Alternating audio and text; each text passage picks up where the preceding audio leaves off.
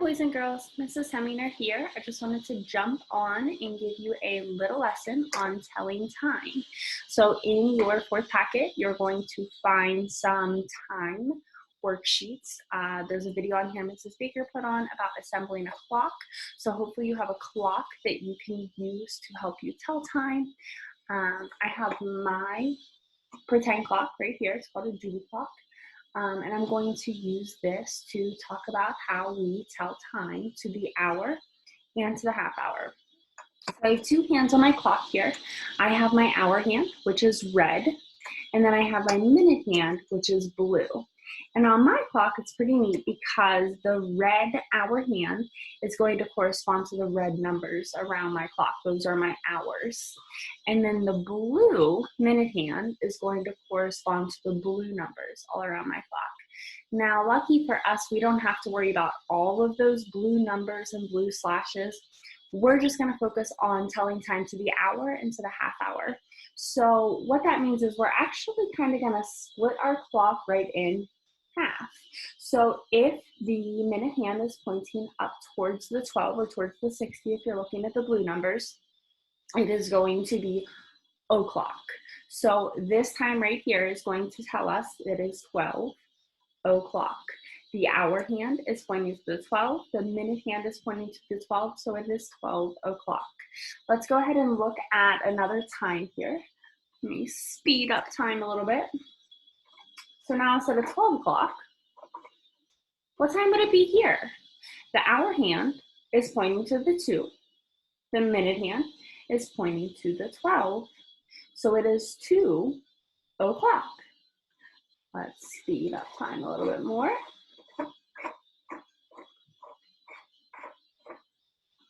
All right, how about this one? What time is my clock showing here? Well, the hour hand is pointing to my 6. The minute hand is pointing straight up to my 12. So it is 6 o'clock. Now let's talk real quick about the half hour. So if you look at my minute hand, if we're talking about o'clock, we're always going to be pointing to the 12 or straight up to the 12. If we're talking about the half hour, we would say it is 30. So instead of saying 12 o'clock, or I'm sorry, 6 o'clock, I'm going to speed up my time a little bit. We're going to point down here to the 30. That means 30 minutes have passed within the hour. So instead of 6 o'clock, now my clock is showing 6:30. Now I want you to notice the hour hand. The hour hand is halfway between the 6 and the 7 because it's not 6 o'clock and it's not 7 o'clock. It's halfway between 6 and 7. So it is 6:30. If I move up another half hour, oops, wrong way. Now it is 7 o'clock. Let's go a half hour. Now it is 7:30. We wouldn't say 8:30 because it's not quite to the 8 yet. It's just a little bit past the 7. It is 7:30. Let me give you a new time and see if you can figure this one out. All right. So take a look here. Where's my hour hand pointing? It's not pointing to the 10. It's not pointing to the 11. It's halfway between the 10 and the 11. So we're going to say it is 10:30. 10:30. Let's do one more.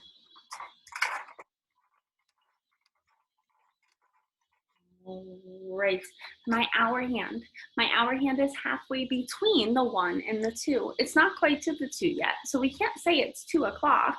It is 1:30. What time is it? 1:30. Now let me show you. This page is actually found in your packet. So let me pull it up here really quick.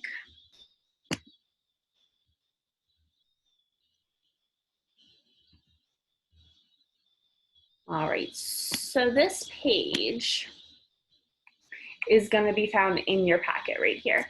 So what I want you to do is bear with me here, and we're going to go ahead and we're just going to do all of these together. So I want you to go ahead and look at number 1. If we look at number 1, now on this worksheet, my clock is not colored. So whenever we think about our hour hand, we're not looking for the red hand here, we're looking for the smaller hand. So the smaller hand is my hour hand. The longer hand is going to be my minute hand. So if we look at our hour hand is halfway between the 10 and the 11. It's not quite to the 11 yet, so we're gonna focus on that 10. So the hour is 10. Now, is it 10 o'clock or is it 10:30? Well, the minute hand's pointing to the 6, and if we look back here at my Judy clock, we have our number 30 down here in our blue numbers. That's half past the hour. So it's not 10 o'clock, it's 10:30. Now, my class, my boys and girls in my classroom are obsessed with knowing what we would be doing. So on an early out or on a 2-hour delay, they always ask me, Mrs. Hemminger, if this was a normal day, what would we be doing? What would we be doing if this was a normal day? And I've been thinking about that all of the time here at home because I wish it was a normal day.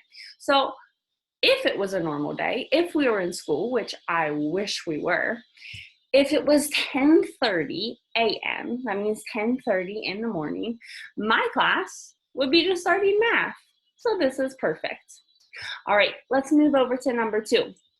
This time, let's look at our hour hand first. What number is my hour hand pointing to? Well, it's pointing right to the 4. What number is my minute hand pointing to? Pointing straight up to the 12. So it is 4 o'clock. 4 o'clock. All right, let's look down at number 3. Now this one's a little bit trickier because it almost looks like there's only one hand on that clock, but you need to look very carefully. There is 2 arrows. So if you see right here, this is actually my hour hand, this little hand right here. What number is my hour hand pointing to? It's pointing to the 12. So 12 is my hour. What number is my minute hand pointing to? It's also pointing to the 12. So that means it is 12 o'clock. So we put our zeros there. 12 o'clock. Now, my class, what would we be doing on a normal day? If it was 12 o'clock, you'd be at specials. I wish you were at specials. Maybe art, gym, music, library. Wouldn't that be good? Oh. Look at number 4. All right, number 4. So this one's a little trickier. This hour hand, it's not pointing to the 1. It's not pointing to the 2. It's pointing halfway between the 1 and the 2. So we're going to look at the number that is before. So we don't want to say it's 2 yet because it's not to the 2. It's still 1. But is it 1:30 or is it 1 o'clock? Well, if it was 1 o'clock, our minute hand will be pointing towards our 12. It's not. It's pointing to the 6. So this number 4 o'clock is showing the time as being 1:30. Go ahead and fill that in as 1:30.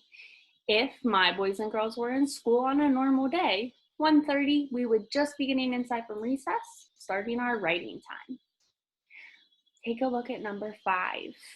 I'm going to give you a second to see if you can figure this one out on your own before I do it.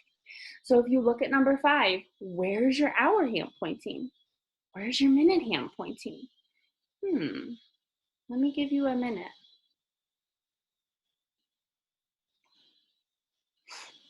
All right, so if you said that your hour hand is pointing towards the 11, you'd be right.